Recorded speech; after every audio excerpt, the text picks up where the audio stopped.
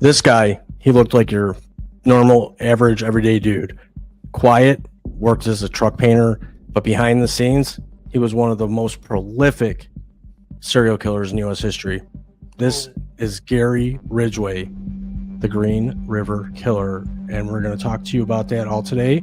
Dive in deep on Crime Through Time. Yes, sir.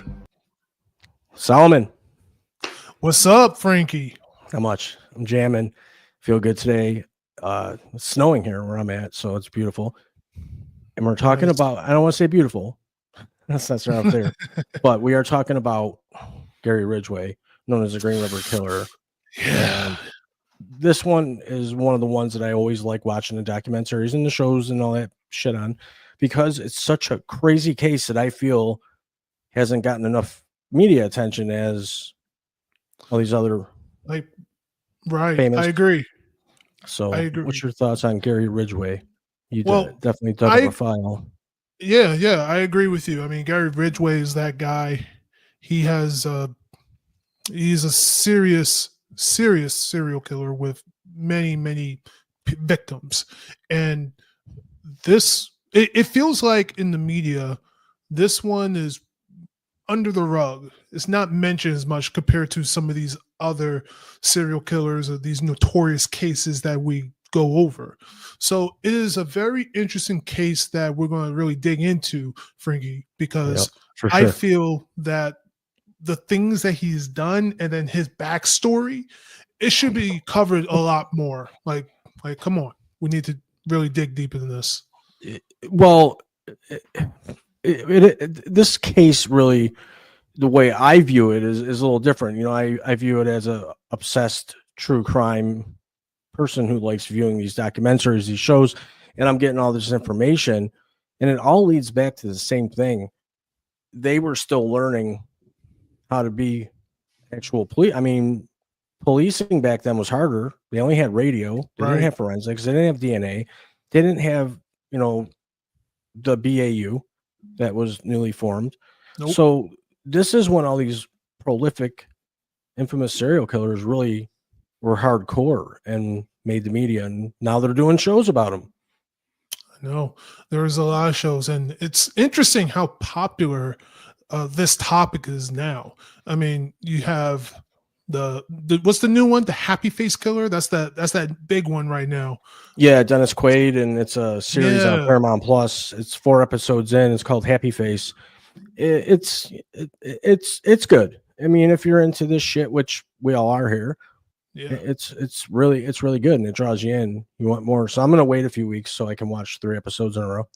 Yeah, I've seen one, and I already know that this is going to be a really unique, interesting case. And this case actually has some similarities as we're going to dig into it.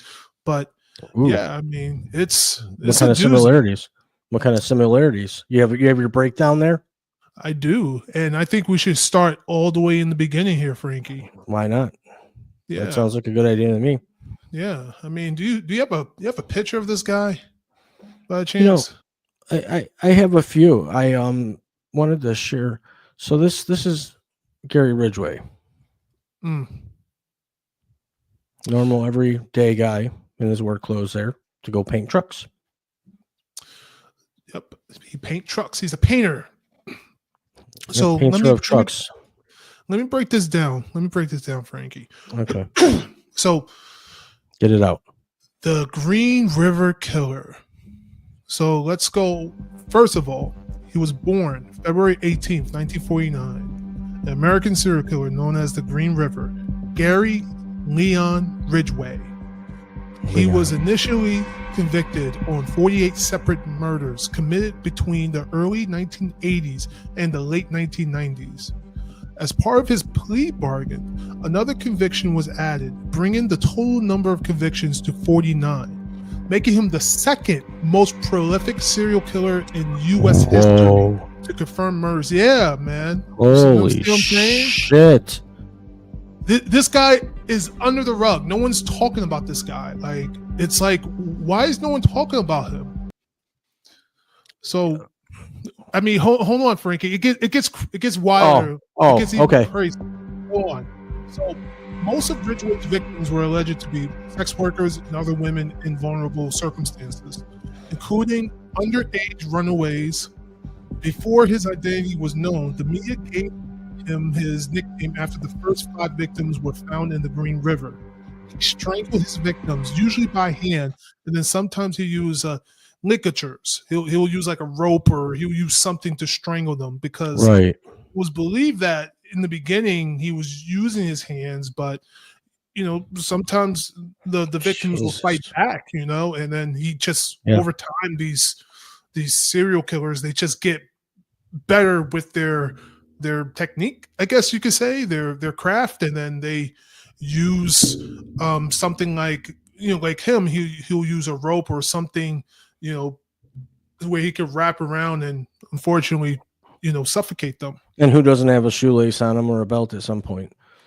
Exactly. It's just it's opportunistic. It's right there. It's a quick thing, and and the thing is with him, you have to look at the guy himself, the picture that we had put up. Now you got to look at this guy. He looks like your normal everyday neighbor. He looks to me like somebody I would make mincemeat out of if we ever had a disagreement.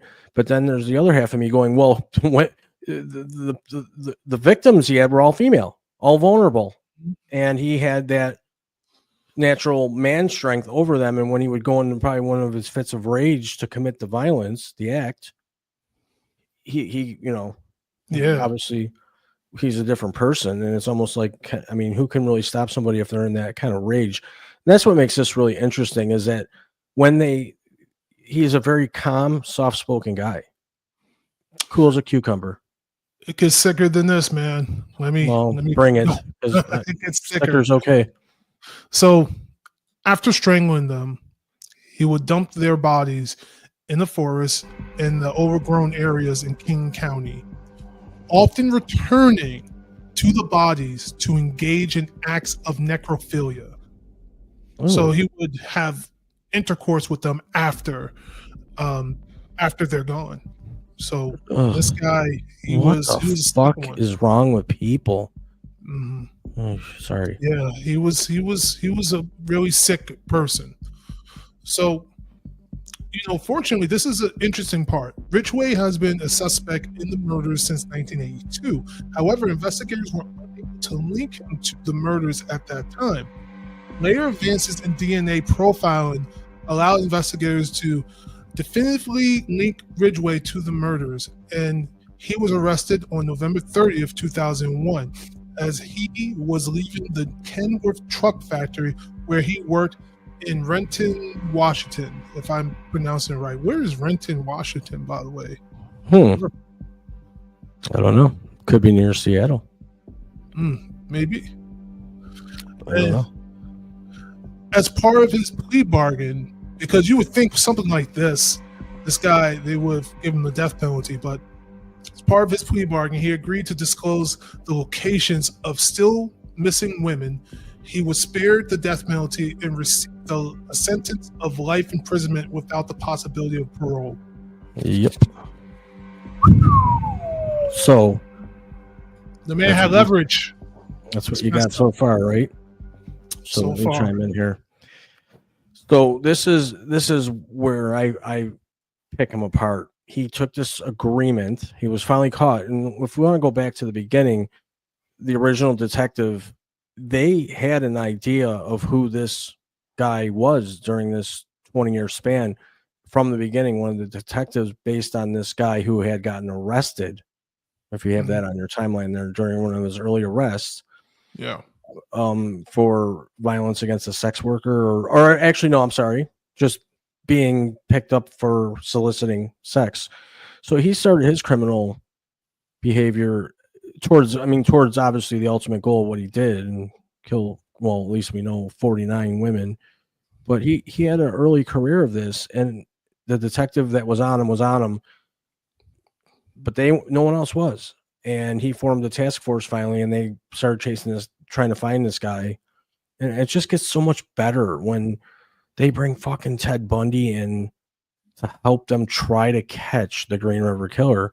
It was the first time that like Wild, man. the FBI and the Behavioral Analysis Unit, as we know, the BAU, Criminal Minds and all that shit. That's where this really started to really take shape. And they tried to profile this guy. You're looking for this guy, this age, and he might come back to his bodies. And I think that's ultimately how they caught him and got DNA finally 20 years later. They had DNA. And I think it might have been in one point where they tried to catch him going back to one of the bodies, but they didn't catch him. Whoever it was that came into the woods, bolted and got away. Right. They ultimately got him from DNA samples that they had from the victims that they had saved over the course of time to finally get a match. So this guy essentially terrorized that whole area for over 2 decades. This guy was out there killing in high volumes too. Holy fuck, man. So is it fair? Is it fair, Frankie, to say that the DNA, that just time itself, the fact that at that time they were really starting to get the hang of using DNA, that's what really led to his arrest and really his capture? I mean, yeah, and he still had the creepy behavior. Bodies were still popping up, and he was considered a suspect. He passed a lie detector test, this guy. However, that was a lie detector test given back in the early days when they originally thought he might have been a suspect. And they had to let him go. They had nothing to hold him. So he went back out and continued to do what he did. You know what? This guy should have been executed. All those murders. It's shocking to hear that. You know, I didn't know what the state of Washington, if they have the death penalty or not. Oh, they do. They do. Right. But he was able to get around it because this guy has so many bodies, and he actually had leverage where I think the courts were like, well, is it more important to execute this guy, or is it more important to get closure and get the names? But he fucked around with them though. They actually moved him because they got sick of going in and out of the jail to pull him in and out for field trips, because he enjoyed his field trips to go. With his part of the deal was to show him where he put the bodies, and he would take them out on rendezvous, man. Just, I think, oh, it's over here, and there was never anything. And they finally brought in the FBI head lady to get info out of them, and they finally found the bodies. I don't know if they found them all though. Don't quote me. I could be wrong, folks. I think there's more. There is alleged that there were more bodies, which is why this guy, it's surprising how this guy is not spoke about as much, because he is. I know why. Because he wasn't interesting enough. And let me put it this way. Now, in the area with the local detective and the fear he instilled in the community, fuck yeah, he was for real, and people were scared. I mean, why wouldn't you be?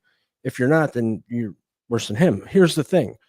He didn't really toy with the police or the media. He didn't send in little notes and leave little cards behind, leaving clues like what the Zodiac would have done, or Berkowitz leaving the notes, or BTK mailing shit to the news media. He didn't do that. He just worked, went out at night, found a victim, raped, killed her, and dumped her.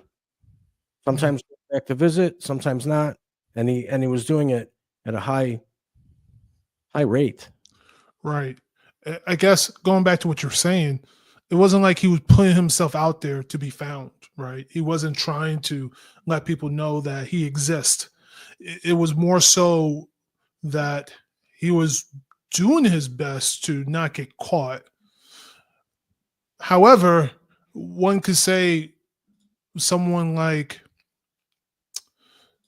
what's his name? Spit it out, man. Spit it out. Man, what's his name? The guy that ate people, the cannibal. Oh, Jeffrey Dahmer. Hannibal Lecter. Oh, no, not him, man. He's not real. Jeffrey Dahmer. Fava beans. No. Hello, sir.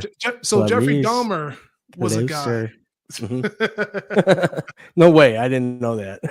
Oh Come my on, man. gosh.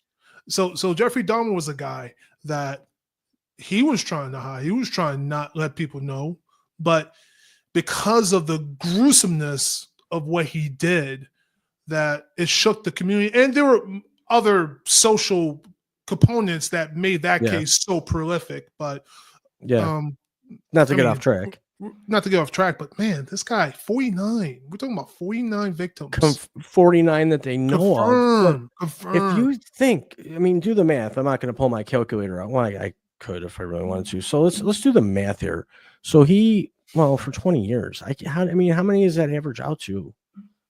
49, 20 years. I don't know. Years. Too many. Too fucking many for you have to pull a calculator out. Sick bastard. Yeah. So he did this for so long and so often and just kept walking away from it. And they just couldn't get him. They'd even put surveillance on this guy, but he would know. He would just know. And then one of them, this isn't confirmed. I don't have any source that confirms this, but it was said that in the movie that he actually brought his young son with him to pick up one of the girls and to take her off into the woods and left his son in the truck while he did so. Wow. You didn't hear about that? You didn't hear about that? No, man. Part of this story? Yeah, I mean, I've heard of it, but when you say it out loud, it just sounds so. It just reminds me how messed up this guy was, man. Yeah, it's just daunting. But hey, you know what? Check this out. I mean, if you look at his early life, you could probably see why he pretty much ended up this way. He did have a shitty life growing up. It was his mother and him didn't get along. You would probably have a little bit more in your file on that about their relationship and why he went fucking screwball. Yeah, I do. So, first of all, he was born in Salt Lake City, Utah, on February 18, 1949. He was the second of Mary and Thomas Ridgeway, 3 sons. His home life was somewhat troubled. Relatives have described his mother as domineering and have said that while young, he witnessed more than one violent argument between his parents. His father was a bus driver who often complained about the presence of sex workers. Now, this is where it gets a little deeper. Ridgeway and his brothers would face corporal punishment from his mother with belts or sticks for minor offenses. He will later tell defense psychologists that as an adolescent, he had conflicting feelings of anger and sexual attraction towards his mother and fantasized about killing her. Yeah, that's a lot of them have that problem. Mm-hmm. They're angry at somebody and they take it out on somebody they can take it out on without it. Man, it's the anger and then the tie up with the sexual attraction. It's like that part of the brain. Again, we're not diagnosing or anything like that, but man, I just want to see this guy brain scan. Like what is going on in there? No, I do. What is going on in there? I don't want to see that shit. It'll blind me. Oh my goodness. God, just seeing his picture is enough for me. So that's his childhood. So we can agree that he grew up in a fucking crazy situation with mom. Right. And then he gets into his adulthood, which is what? 19 years old. Where does he go from there? Well, before he even did that, at the age of 16, this is when he started to be very violent. He stabbed a 6-year-old boy. Yes. What the fuck? Yeah, he just stabbed him just for no reason. How old was he? Same age? He was 16. So he stabbed. How old was the kid that he stabbed? The 16. A 6-year-old boy. Oh, he stabbed. Jesus Christ! Yeah, a little guy. Man. Yeah. And fortunately, he survived. The boy survived. That's good. Jesus. And Ridgeway had led the boy into the woods and then stabbed him in the ribs into his liver.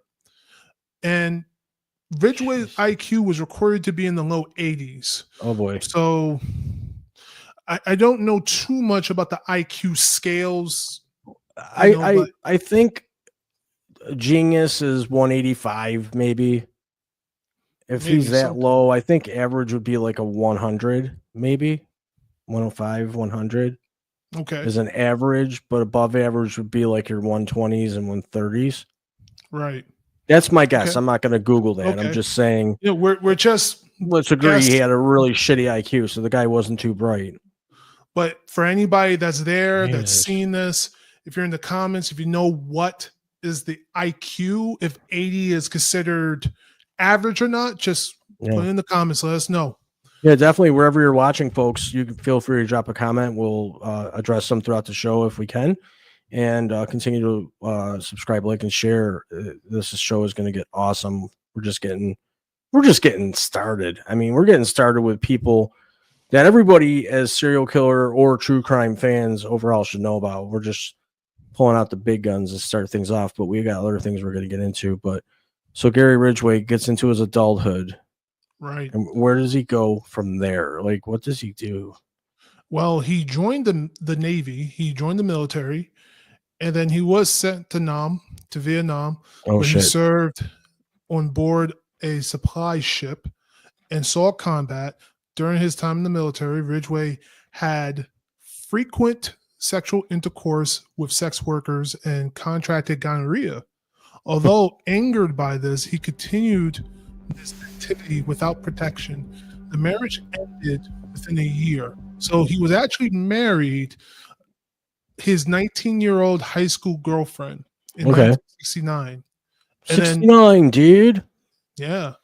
And then after the marriage ended in a year, and I assume that the gonorrhea probably played a part. Yeah, he got That's my gonorrhea assumption. probably from doing what he did and killing sex workers, right? Yeah. Or Well, I that's don't know if there's any confirmed encounters prior to him being out.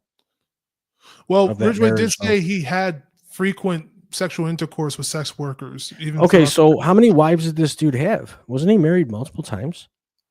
well, let's we'll get to that part. Okay, go He ahead. did get remarried, but let me dig in this part because this part is interesting about this case. So Ridgway, he was questioned after the arrest. Friends and family described him as a friendly but strange person. This is interesting because his first two marriages result in divorce because of infidelities by both partners. So he was just out there, you know. He definitely had a serious problem. His second wife, Marcia Winslow, claimed that he had placed her in a chokehold. Okay, so that one this is new for me. Even though I did the research, this is new for me. I did not know that he actually placed his hands on her. So with that, after that, he became religious during his second Of marriage. course. Yes. So he was door to door reading the Bible to people. And he was loud at work and insisting that his wife follow the strict teachings of their pastor. Ridgway would also frequently cry after sermons or reading the Bible. Despite beliefs, Ridgway continued to solicit the services of sex workers and wanted his wife to participate in sex in public and inappropriate places sometimes, even in areas where his victim... Like what kind of places? Did they elaborate? This part. Check this out. Sometimes even in the areas where his victims' bodies were later discovered. That's fucked up. Yeah. So he had spots picked out where he liked to do some shit. Yeah, it's He crazy. did some shit, that's for sure. Man, what a fucking nut. According to the women in his life, Ridgway had he was really into sex. He was, you think, pretty much a sex addict. Basically what his wives were saying. His 3 ex-wives and several ex-girlfriends reported that he demanded sex from them several times a day. What a scumbag. Often, he would want to have sex in the public areas or in the woods. Ridgway himself admitted to have a fixation with sex workers with whom he had a love-hate relationship with. He frequently complained about the presence in his neighborhood, but he also took advantage of their services regularly. So, hypocrite? A That's little what it bit. sounds Sounds like just somebody that's hiding who they really are. Mhm. You could take this to the show Dexter. Even Oh, he lived, double life where essentially he was a blood spatter expert by day and serial killer by night. But I rooted for him though. He was a good serial killer. Dexter Just was. saying. Yeah, I Oh, like vigilante shit. This guy definitely wasn't a vigilante. Let's not get off course here. oh no, So, Dexter would have put him under the table. he would have taken care of him Well, after first time in jail. But yeah, that's crazy. I didn't mean to cut you off. no, it's all It's good. just this guy is just so overwhelming with the things he did and reading the Bible and becoming a Bible thumper just to win people over. It makes you think: did he do that because he really believed in it and he wanted to change, or was No, it just a straight up facade so he wouldn't get caught? he didn't want to get caught. I mean, these people don't have fucking feelings or emotions or anything like that. They can't feel. They only feel what they want to feel in that moment, and that's when they're doing what they fucking do. Right? Yeah, I agree. It's like I they're a mean, blankie. I put it like this: there are many times where people would do things and really feel that remorse is like, oh man, this is bad, and they'll find a way to make changes, or find a way to make some sort of impact to change those behaviors. You're talking about like Gary Ridgway picking up the Bible and saying some prayers to fix himself. It might Well, work, or you I think? I think with him, kind of like what you were saying earlier, I think this guy may not even been thinking about that. I think he was just simply could have a facade. But if it wasn't a facade, this could have been someone that was just struggling with the demons. I don't know. But Struggling with the demons. but I put it like this. The man was sick, and this guy needed to be under the jail for sure, under the prison. Under the jail, like times 10 and 15, a million life sentences. It's surprising. It is surprising that they didn't give him the death penalty. I'm not gonna lie. Well, they didn't, because the simple fact that Right. everybody involved said he's going to rot and die under the prison anyways. Why not get some closure and be able to properly bury our loved ones? And Yeah. most times, more times than not, that's what happens. That People makes want sense. closure. Now, Eileen Warnos, who we talked about in the previous show, she was put to death just because of what she did. And it was less people, different state, different circumstances. And she didn't have leverage. This guy had leverage. Yes, he had a lot of leverage. You're right. He Yeah, played with them. He wanted to go on his little field trips. Yeah. And agree. they love that shit. They love to get out of jail and drive around. I mean, this is a picture of him on one of his field trips. They take him out, and he's like, here right now, he's directing him. Yeah, go up into the left. That's where I left her. Yep, go to the left there. And he'd get him out of the car, and he'd go out and walk around and point in directions. And they never found shit for a while until the BAU head lady came in and got him to start squeaking a little bit. And from what I understand, hopefully they recovered most of the remains, but there's believed to be upwards of 73. Did you say something like that? Some shit like that? Yeah, it was in the 73, 71. It was in the 70s. It was a ridiculous number. Oh, he confessed to 71. Convicted of 49. So right. I'm gonna take a leap here that the ones the ones over the ones they can confirm, they're just taken as, I want to be a more prolific serial killer. It's a competition once these fuckers get caught, Oh yeah, absolutely. That, like we talked about Kuklinski, the Iceman, he all of a sudden, when he got caught and he knew he was going down forever until he died, said, "Oh, I killed hundreds of people." They do that on purpose. So how do you know? And like I said, he passed the polygraph. So you got to be some sick.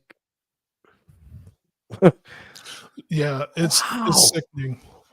Well, you know what? I also thought that maybe he pled. I'm assuming he pled, and part of the plea was to, find those bodies. But that's more Yeah, of but how the. the fuck do you plead down from 49 life sentences? I mean, what are you pleading for?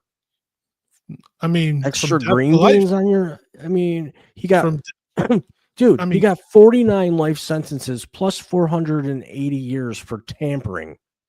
It's like, right. I mean, what are But you pleading for? this was a guy that.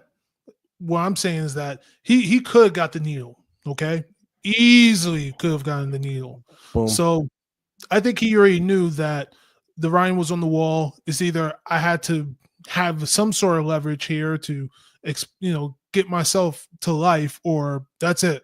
I'm done. Finish.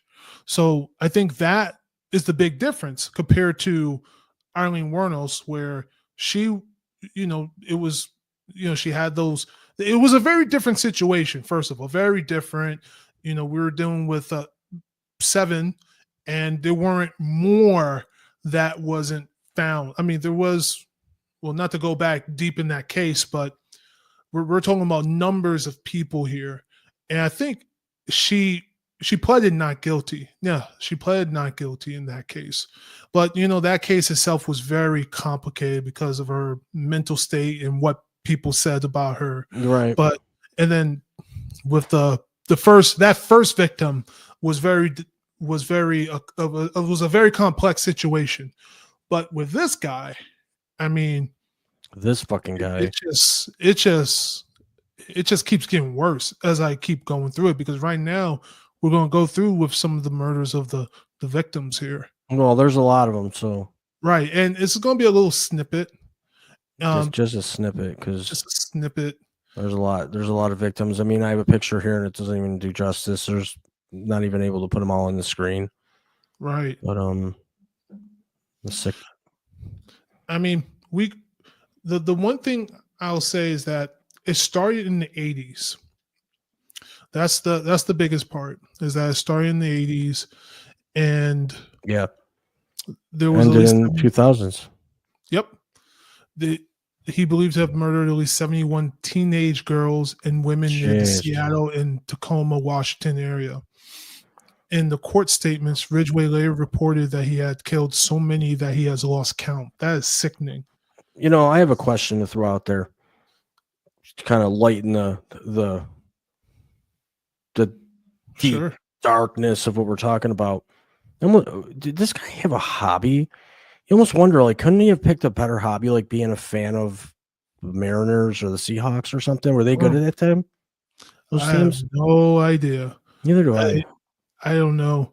I mean, I just wonder if maybe he could have picked up being a fan of sports instead of a fan of being a scumbag he could have serial killer. He could have been into football or baseball. He really should have, rather than doing this. So this guy definitely had options that he didn't choose to take. Sure did. Oh my goodness. So Ridgeway later reported that he had killed so many, like I said, and then the majority of the murders was between 1982 and 1984. That was the majority of them. And the victims were believed to be either sex workers or runaways. So runaways. That part, eat all of them. The victims, no one. If you're, and that's the thing about these cases. They make like the sex workers like they're just overlooked. They're humans at the end of the day. Well, unfortunately, they are overlooked, and it's a two-way street. It's disgusting because they are human beings. They're out there doing what they do, not the best of choices in the way of a job. However, some of these girls feel like that's the only way they can make it, and that's what they do. We talked about that with Eileen Wuornos. That's what she knew from the age of 13. Some of these girls, that's all they know. And during that time, hitchhiking and all that kind of shit was normal. So girls were out, and it was easy, man. It was like shooting fucking ducks in a pond for a serial killer. Yeah. Unfortunately, especially the big one. For somebody like Gary fucking Ridgeway, this was like, all he had to do was go out and shop. And there were no DNA. That was the big gun. No DNA. No DNA. So they really thought that they could have gotten away. And like I said, these sex workers, I mean, I think we're in a society where we tend to like rate people and like, oh well, this person's a sex worker, like, you know, they're not Yeah, she's a piece as of shit. important Anyways, who as cares? a Clean up the streets. Yeah, blah blah. right. I They're don't not as believe in that important as bullshit. a runaway. And I said no. Mm-mm. They're humans at the end of the day. You Mhm. know, they've made choices, right? Um, I mean, I say give them grace at the end of the day. You know, Definitely. give them grace, and they were human. And I think that's probably the reason why this case didn't get that huge staple compared to the others. Now, I tell you, Frankie, I mean, when these we poor get girls up here, they're all beautiful too. yeah, it's All so beautiful young so important. souls. Yeah. Now, Frankie, when we get to the Gilgo Beach murders in Long Island, the Long Yep. Island Yep. serial killer, when we get to that, Yeah. you'll see what advocacy looked like because those victims' mothers and the families, they stood up. And whew, I know you don't have Netflix, man, but maybe we get enough subscribers to get you a Yeah. We'll set up. subscription. If anybody feels like setting up a GoFundMe for Frankie J getting Netflix, go ahead and email us at info@rawlive.com and let us know that you want to donate. Let's get Frankie Netflix, man. Let's get him from Netflix. I'll Oh put the my email God. on the screen, info@rawlive.com. But seriously, that the Gogi Beach murders, if I'm pronouncing the name right. You could just say the Long Island serial killer. Long Island serial killer. I mean, Yeah. Rex Herman, which is alleged that he was the serial killer because it's still ongoing, believe it or not. Yeah, we're gonna get into ongoing cases too. We have Right. a couple of our fans that had asked us about specific cases, and we promised we will dig in, and we will. dig in. We A will. little different though, because there's no like end yet, so it's kind of hard to put a show together without having beginning. You know, when you have a sandwich, you got to have the meat and the bread together. And we only have one piece of bread and meat hanging out. We got to figure it out. We'll get to them though. There's a lot of them. A lot of unsolved shit going on out there. Yeah. Crazy. Check this out. He was also in Portland, Oregon, too. They had 2 confirmed and another 2 suspected victims found in Portland, Oregon. So he was also mobile. there. Mobile, yeah. He was mobile as well. Man. So this guy, this was going all the way back the 80s, the 90s. He just kept going. Yeah, you know, and he did say in his confession, I just found this, he acknowledged that he targeted prostitutes because they were easy, in quote, to pick up, and that he hated most of them.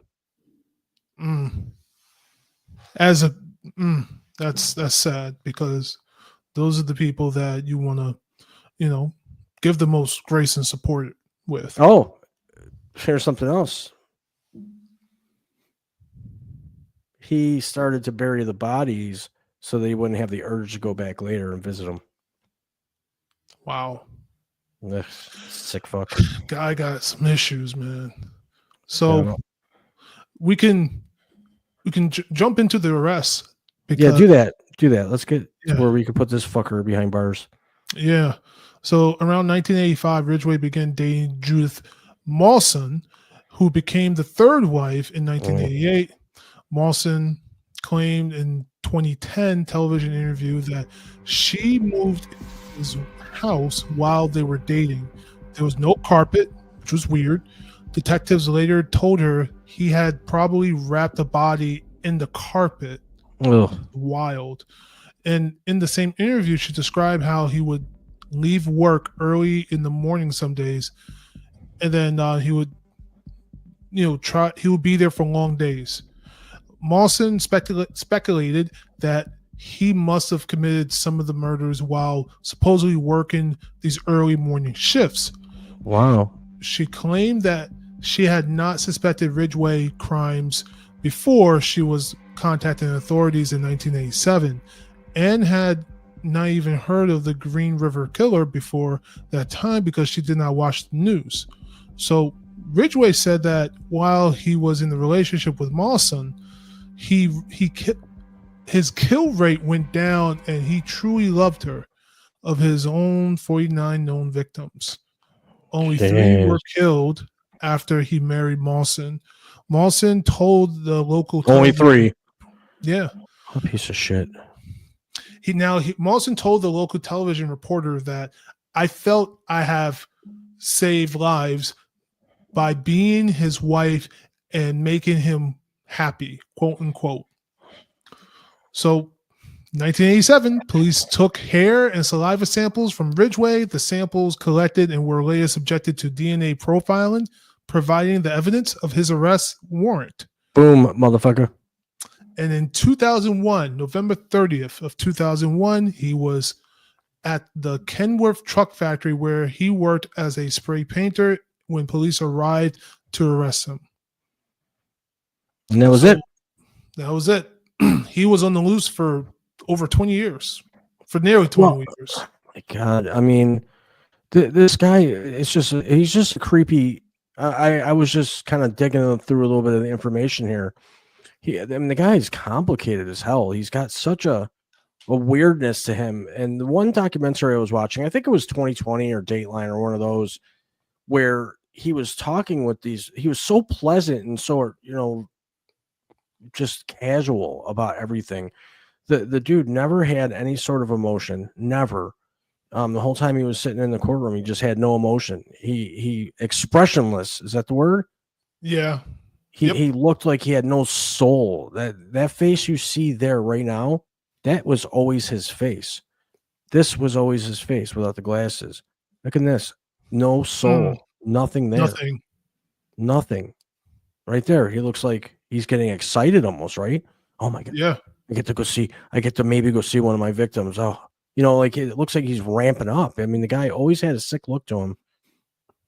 And that one detective never gave up. And when he became the big dog, he put the task force back together, thankfully, and put an end to this guy.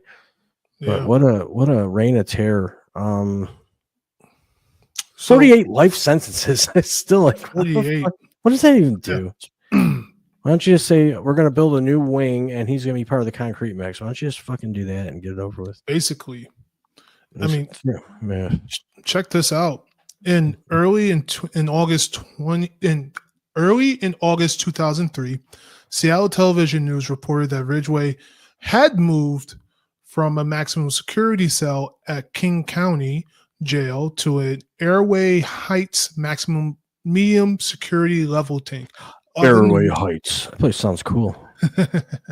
Other news stated that his lawyers, led by Anthony Savage, were closing a plea bargain that would spare him the death penalty in return for his confessions to the number of the Green River murders.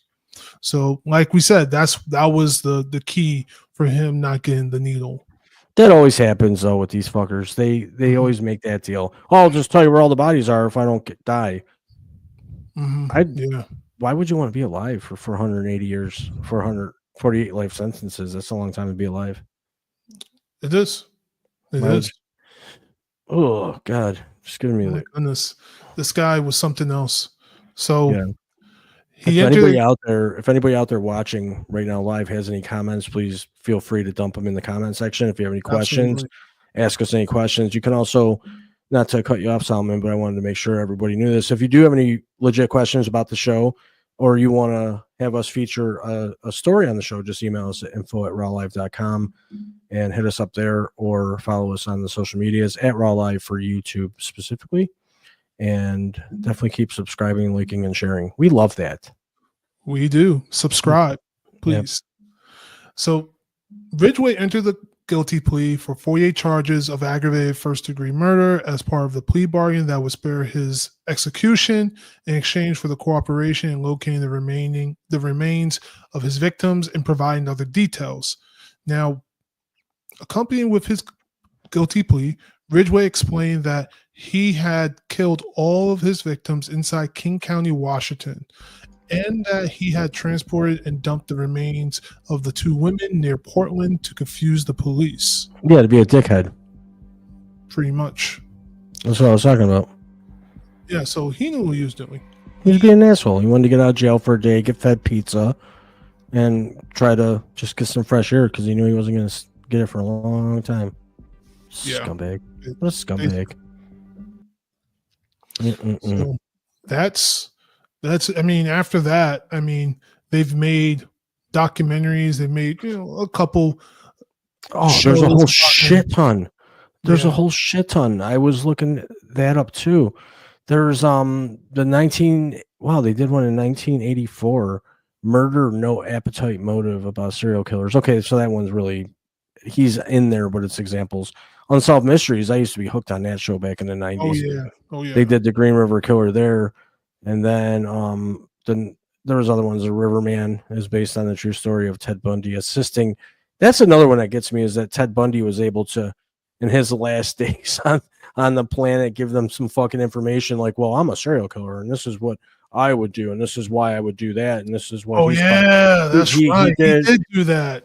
Well, they visited him in Florida on death row. These detectives Yeah. to pick his. Well, Ted offered his services because he knew he was going to die. He was trying to probably buy a few more days, and shared with them what this guy is going on in his head, why he's done. And he's the one that said he will go back to one of the bodies, try to catch him that way, Yeah.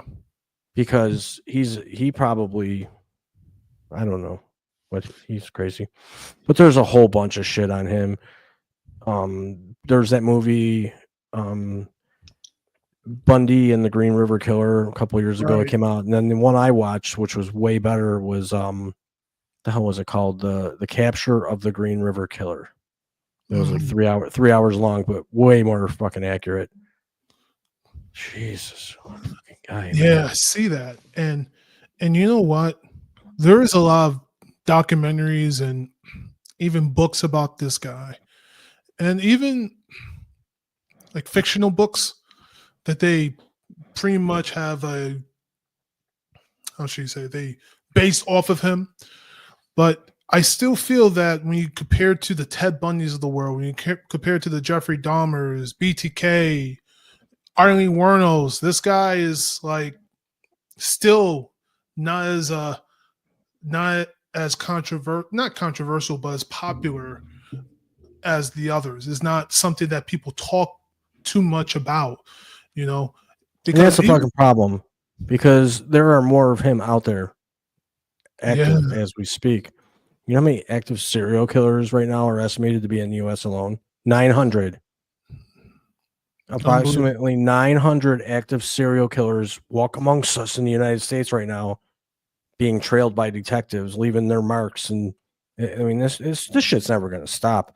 No. But they could have gotten a lot more information out of this guy if they would have squeezed him a little harder. But they settled, and now he's a miserable old man rotting away in a prison cell. If I showed you his picture now, you'd probably be like, "Holy shit!" You got a pic? I found one of him. So this was him in court when he was under 2003. Kind of like Ned Flanders. This is him now. Oh, jeez, man. That's what prison do. Prison has not treated him fairly. That's too fucking bad, though. You did what you did, and it's about these young ladies right here. And that's why he's fucking sitting where he belongs. Overall, piece of shit, if you ask me. I agree. Pardon my language, folks, but he's a piece of shit. It's just the way it is. Well, this is the reason why Frankie's not on TikTok. TikTok, rock. I just can't. I can't. Come on. Let me know. Let's go there for a second. All right. Go ahead. Why does it have to be so different? Why do I, as a man in my 40s, have to change the way I talk in order to put out awesome content like this? I can't do that. I'm not even going to say the words because they're so fucking stupid. Unalive. Thank you. I didn't want to say it. That word bothers me. Well, that's. I don't like it. Stupid. TikTok, they're different. What can you say?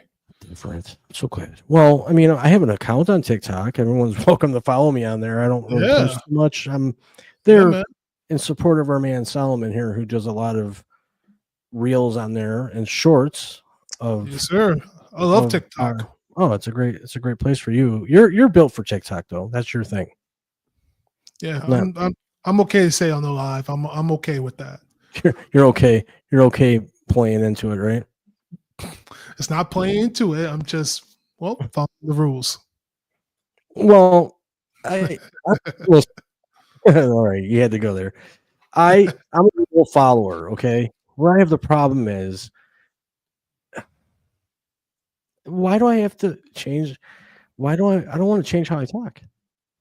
Well, you know, in true crime, you're going to be saying certain words. You have to say it's hard to say certain words in a true crime when you're saying it over and over again. That's why for this, like in a podcast like this, it's hard to not say murder and then switch back to unalive or something in that sort. The fact is, this man, Gary Ridgway, the Green River Killer, stalked, kidnapped, raped, and killed what is believed to be over 70 young ladies. How I can't say unalive that many times. It makes me uncomfortable. That word makes me uncomfortable. So, I mean, that's just my take on it. Well, that's okay. It's a word, and luckily that you handle the TikTok for us. Yeah, and like everything else. And I thank all the supporters in TikTok because they're great people, man. They really are. Oh, you hear that 10-minute buzzer or 10-minute doorbell. But yeah, I guess we're gonna have to start wrapping it up here, folks. But real quick, we want to just thank you all for being here. Thank you for all the feedback on the first show. We are really working hard to bring some really good content to you on a weekly basis. Next week, we are going to be talking about. Hang on, we're going to give our final thoughts before we get to our next show. Salman, what's your final thoughts on this ass clown that we know is Gary Ridgway? Gary Ridgway, this is a man that confirmed 49 victims that he has murdered and have done awful things with. I believe he was a sick man. He was a monster, you know. And the most important part for me are these victims, because I think this is a true lesson about how in our society we need to not overlook certain people because of what they do. You know, if these people were runaways and sex workers, they're still human at the end of the day. And I believe that this case didn't get the gravity, the magnitude compared to the others because of some of these victims of what they did. And I think it's wrong. I think we need to not overlook these. And this is why we need to continue doing these type of cases too, so that they can also be heard, because these victims didn't have to go like this. No. And I believe that, you know, Gary Ridgway, he's going to rot in prison, and that's it. Under the prison. My final take. First of all, my take on this guy is real simple. He was a piece of shit. He had no remorse, no feelings, nothing. Was a father, a husband, brother, whatever, piece of shit, and did this to all these young ladies. He's in a place where he belongs, and I hope that he's miserable for every last fucking second he's on this planet. That's my final take on it. And there's nothing else I can say except for thank you everyone for being here with us again live. We'll be here in half hour at 9:30 p.m. Eastern time on Twitter live and everywhere else live, so we can have an after show. But before that, we want to make mention that we're appreciating everyone that's subscribing, liking, and sharing our YouTube channel. Keep doing that. Next week, we're going to be talking about the happy-faced killer. How about that? We're going there. We're going to talk about him. Going there. The happy-faced killer. He's a creepy son of a bitch, this guy. Truck driver, serial killer, the one they're doing the series on right now. So that'll all be next week. So again, thank you all for being here. This was brought to you by Raww Live Productions. Thank you all. See you guys next